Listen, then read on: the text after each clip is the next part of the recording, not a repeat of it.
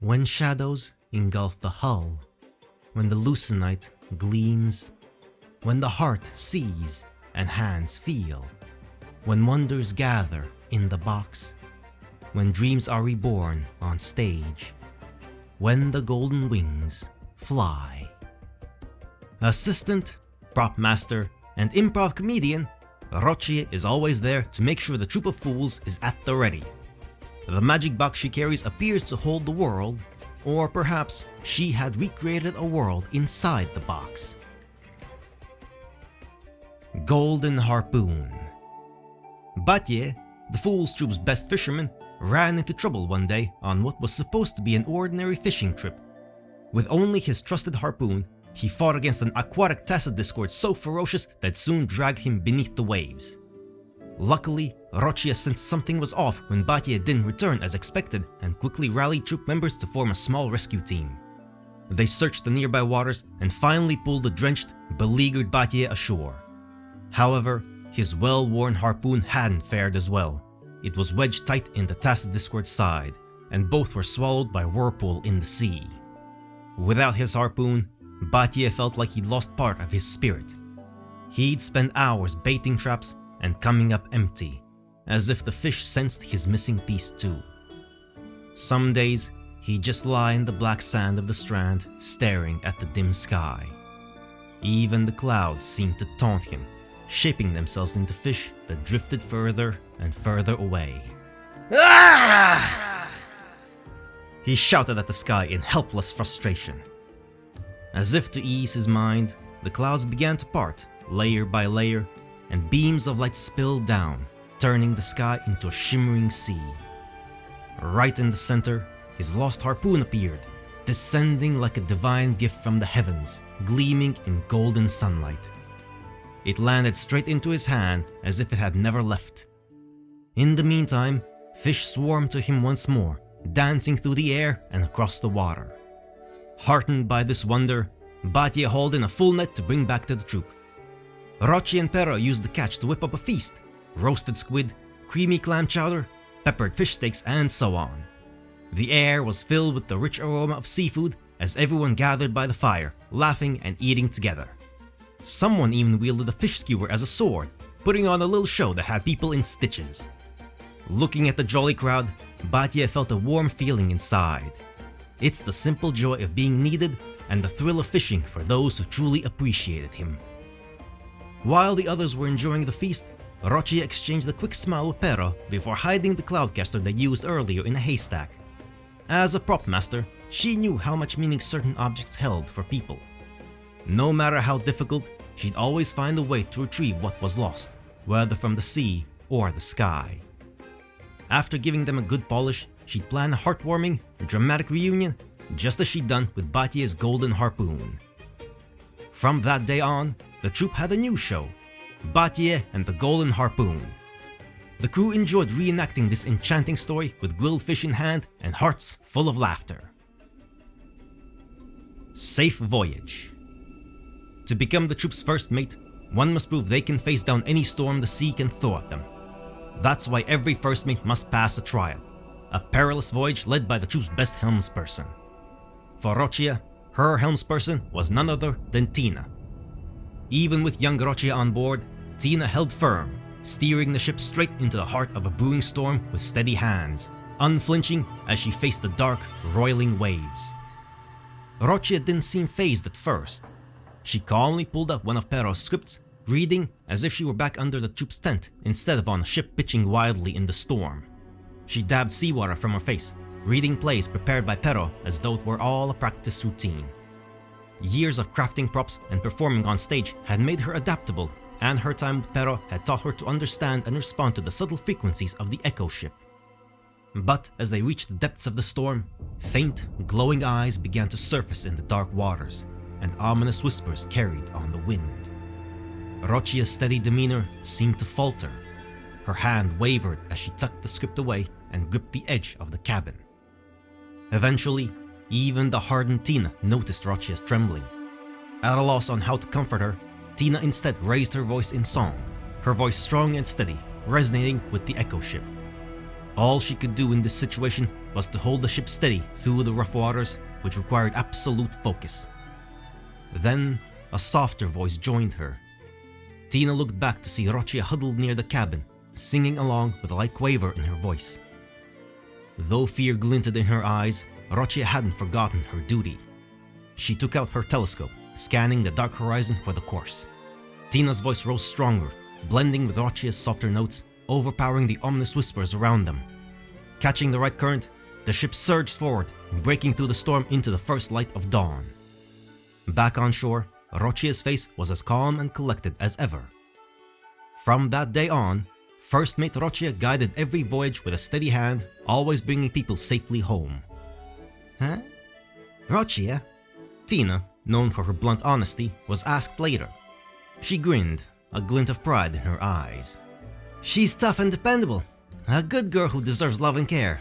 As for her pitch, well, let's just say it may not be perfect, but it's got heart. Old Ticket. Besides the twinkling star, little Luca's most cherished item is an old ticket. Luca remembers the day Roccia handed it to her after she'd been rescued from the strand. Roccia was calm and steady, even though she couldn't have been much older than Luca herself. She could handle anything, helping lost pilgrims who drifted ashore, cooking meals for the troop, recording funny moments, collecting seashells and lucinites, even refilling the confetti pistol. And of course, cheering up homesick little newcomers like Luca was all part of her role. One day, Luca looked up at Roccia with a sniffle, holding the ticket tightly in her little hand. I miss my mama, Roccia. I want to go home and see her, but I only have a one-way ticket, and I lost it. The ticket in her hand read, "One-way ticket to Wonderland," written in beautiful handwriting with tiny flowers around the edges. Roccia knew right away what this was about. The Order, always busy banishing anyone who challenged them, would never be so kind as to make such a heartwarming ticket. She was sure Luca's mother had made it herself, hoping to give her a bit of comfort. Roccia wanted to reveal the truth to her. The Order didn't make these tickets, Luca. From the handwriting, it looks like a kind lady made it. Someone who loves you. They were made by your mother, Luca. They can't really bring you home, so it doesn't matter if they're lost. But she knew saying that might only make Luca cry more. Roccia thought for a moment, then left and returned with a new ticket. A return ticket, decorated with painted flowers, seashells, and a hand-drawn stamp that read, "Arrived at Wonderland." Luca's face lit up as she took it, clutching it tightly with a huge smile. As the troop's prop master, Roccia could easily make something like that, but there was more to it than just crafting. She remembered when Pero had done the same for her when she first arrived on the island. Sometimes, a little piece of paper was all it took to hold a whole lot of hope. Peculiar Box. Little Roccia lay weak on the strand, with the wreckage of her pilgrim ship battered to pieces by the waves behind her. Her fading eyes caught glimpses of tacit discourse scattered across the water. So this would be the end of her pilgrimage. She closed her eyes, bracing herself for what she thought would be divine judgment. However, death didn't come as she expected. All she could hear was wind and faint cries in the air. When she opened her eyes, she found herself face to face with a peculiar box and a long arm reaching out to her, a hand offering her a second chance at life. At first, Roccia felt lost after joining the troop, for the little world she once knew had shattered. She soon realized she had been banished simply for singing songs from forbidden plays. The Raguna she remembered, alive with blaze, flowers, and freedom, had faded, leaving only the Order's lies and the hollow shell of her memories. The pilgrimage she once believed in was a ruse, wrapped in false promises, with a so-called return ticket meant only to fool children like her. Overnight, everything she held dear crumbled. Roccia began to question her love for theater. Was it even worth anything anymore? But stranded on a desolate island, she found nothing else to rebuild her world. Pero! The old box handed her a small hand-drawn ticket with return trip written on it, decorated with painted seashells. Pero! Pero! It passed her a yellowed play script filled with tales of Raguna and lyrics of freedom. Pero! Pero! Out came a beautifully crafted mask, painted with intricate patterns and adorned with pearls and shells. Pero! Pero! The box reached out to her once more, inviting her to join the troupe's next performance. Tina's bright voice rang out. Bardolino flew in the air with balloons and tossed petals. Brant swung down on a rope holding a massive welcome banner, and Pero fired a confetti pistol, inviting her to the stage. This lively, chaotic welcome was Roccia's first taste of a different kind of play. A play filled with nothing but pure joy. From that moment on, Roccia began to rebuild her world through the plays held within Pero's box. She saw that the Raguna's grand stage had been a place of strict control, where only songs that conformed to the order's tenets were permitted. But here, among her fellow fools, she could finally express everything: joy, anger, and sorrow freely. Together, they were all building a new home. Now, Roccia works confidently between the troupe's base and the Strand, calmly coordinating the rescue of new pilgrims and keeping this safe harbor running. Each task, no matter how small, is a piece of the home she's building, a place where she can finally belong, busy and content. New stage. People came and went in the Troupe of Fools, each one inspiring Roccia's lively performances. Shows like Batye and the Golden Harpoon, Tina the Soprano Navigator, Brant the Maverick Captain, and Pero the Peculiar Box became legends of their own. By now, she and the crew had put on over 200 performances, lighting up every corner of Penitent's End. The troupe didn't have much, so as the prop master, Roccia became a master of turning everyday items into theater magic. Batye's Golden Harpoon, for instance, had played the part of a Primus's scepter, a Wandering Knight's sword, and even the LaGuardia's dagger.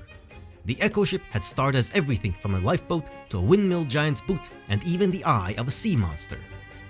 For years, Roccia and Pero explored every inch of the troupe's home base, every stretch of the island shore. They collected countless Lucenites from the Strand and watched thousands of sunrises. Like the others, they had been confined to this place for too long. The troupe was a warm haven for every member, but inevitably, some still dreamed of distant horizons, while others longed for the homes they had left behind.